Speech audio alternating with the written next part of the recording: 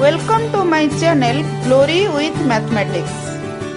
Please subscribe, like and share. So dear students, in our last class we have discussed how the interest is compounded yearly, annually, or the interest is compounded half yearly. So let us solve an example where the interest is compounded half yearly. So here the question is, what amount is to be repaid on a loan of rupees 12,000 for 1.5 years at 10% per annum compounded half yearly? So here time is 1.5 years. So in 1.5 years there are 3 half years. So interest is compounded 3 times. That means the number of conversion period is 3. So here n is equal to 3. So principal is rupees 12,000. And the rate of interest is, so it is given 10% per annum. So when the interest is compounded half yearly, the interest rate becomes 10 by 2. So that is equal to 5%. Then we can put in the formula. So amount is equal to P whole into 1 plus R by 100 raised to the power n. So this is equal to 12,000 multiplied with 1 plus 5 by 100 raised to the power 3. So this is equal to 12,000 multiplied with 21 by 20 raised to the power 3. So this is equal to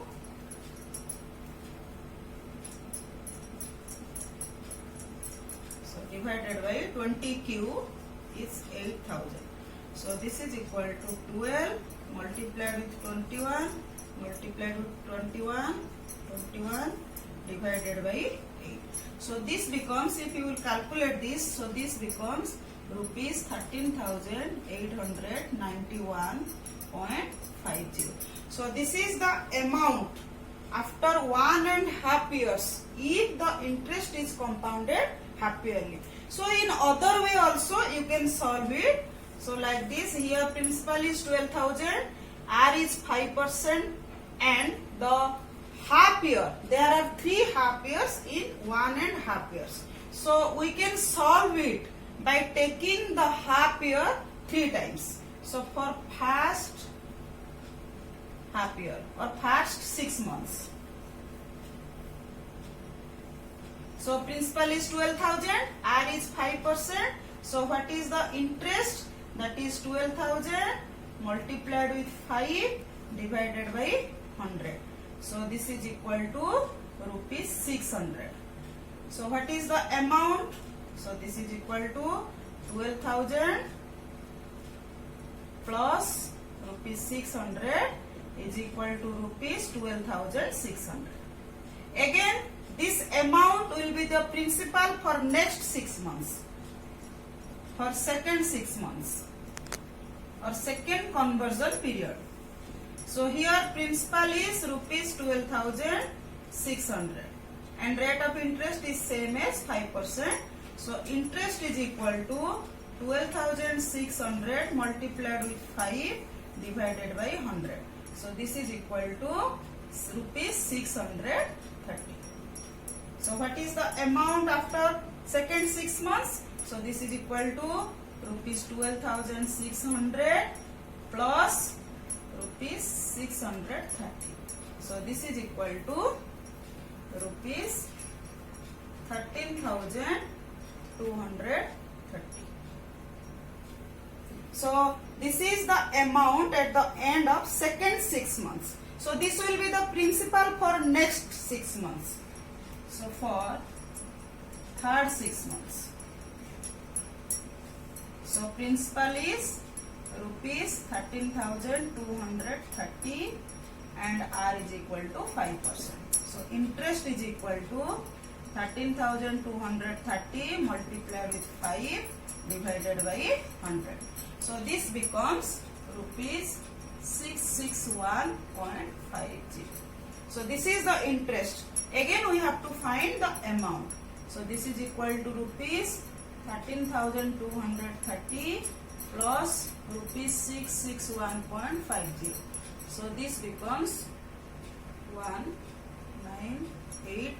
So 13,891.50. So this is same as by our previous method. So you can calculate or you can adopt any method according to your convenience. Either you apply the formula or you can find out in this way. Next example, find compound interest paid when a sum of rupees 10,000 is invested for 1 year and 3 months at 8.1/2% per annum compounded annually. So in this question it is given that principal is rupees 10,000 and time is equal to 1 year 3 months. So if we will convert it into year, so that becomes 1 plus 1/4, that is 5/4 years. And rate of interest is equal to 8.1/2%, or that is equal to 17/2% per annum. So here it is given that the interest is calculated or compounded annually. So we can put the values in the formula for amount. So what is that formula? A is equal to P whole into 1 plus R by 100 raised to the power n. So if the interest is compounded annually, then n will be equal to number of years. But here n is equal to 5/4.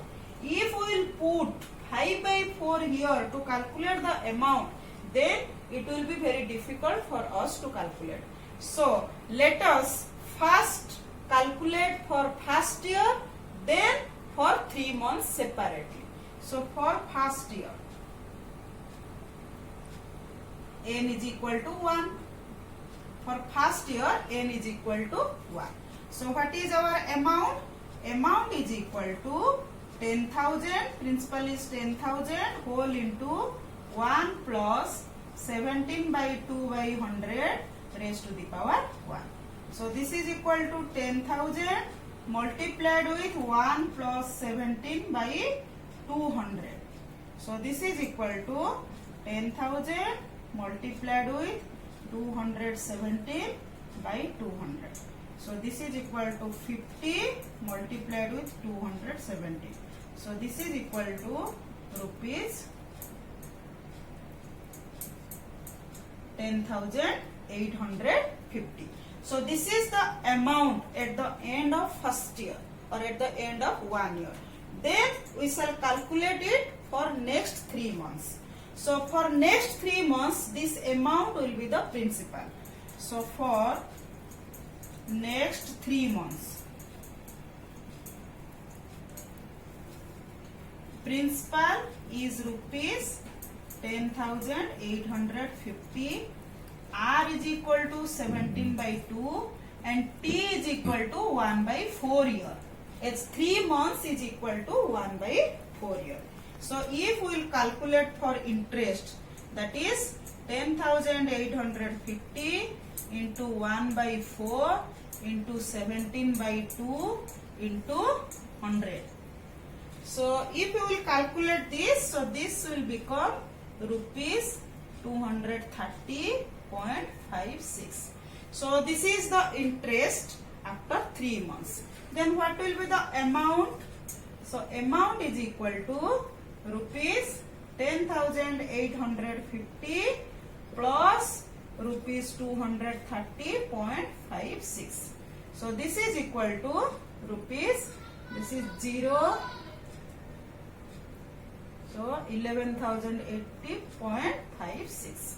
So this is the amount at the end of 1 year 3 months. But in the question it is asked to find the compound interest. So compound interest is equal to amount minus principal. So this is equal to rupees 11,080.56 minus rupees 10,000. So this is equal to rupees 1080.56. So this is the compound interest on rupees 10,000 for 1 year 3 months at the rate of 8.1/2% per annum compounded annually. Next example, the population of a city was 20,000 in the year 1997. It increased at the rate of 5% per annum. Find the population at the end of the year 2000. So here we can use the formula for the amount in case of compound interest, because the population in 1997, it can be used as the principal and the rate of interest is 5% per annum and time is 3 years. So here, let the population in the year 1997 is 20,000. So this is treated as principal and rate of interest is 5%, and here n is equal to 3. So we can use the formula. So or we can P1 population in the year 2000. So this is equal to 20,000 multiplied with 1 plus 5/100 raised to the power 3. So this is equal to 20,000 multiplied with, this is 105, so 21/20 raised to the power 3. So this is equal to 20,000 multiplied with 21 multiplied with 21 divided by 20 cube is 8,000. So this is equal to 20 multiplied with 21 multiplied with 21 multiplied with 21 divided by 8. So this becomes 23152.5. So as this is the population at the end of 3 years, so we can estimate as 23,153. So this will be the population at the end of the year 2000. Here in this case, the population is increasing in a constant rate. So we can use here the formula for the amount what we are using in the case of compound interest. So when the situation is decreasing in the price of something, so we can also use this formula. But here, this in case of 1 plus r/100, the formula will be 1 minus r/100 raised to the power n. So let us solve an example by using that decreasing case. Next example, a TV was bought at a price of rupees 21,000. After 1 year, the value of TV was depreciated by 5%. You know what is the meaning of depreciation? So depreciation means the reduction of value due to the use and age of the item. So the question is, find the value of the TV after 1 year. So here we can use or we can find the value of the TV after 1 year by two methods. So first method is, so what is the price of the TV? TV, that is SP, that is equal to rupees 21,000. So reduction of the price. So reduction is 5%. That means 5% per year on rupees 21,000. So what is the reduction amount? So reduction amount is equal to 5/100 multiplied with 21,000. So this becomes, so this is 00, so 1,050 rupees. So this is the reduction amount at the end of first year. So what will be the reduced price? That means the new price or the new value.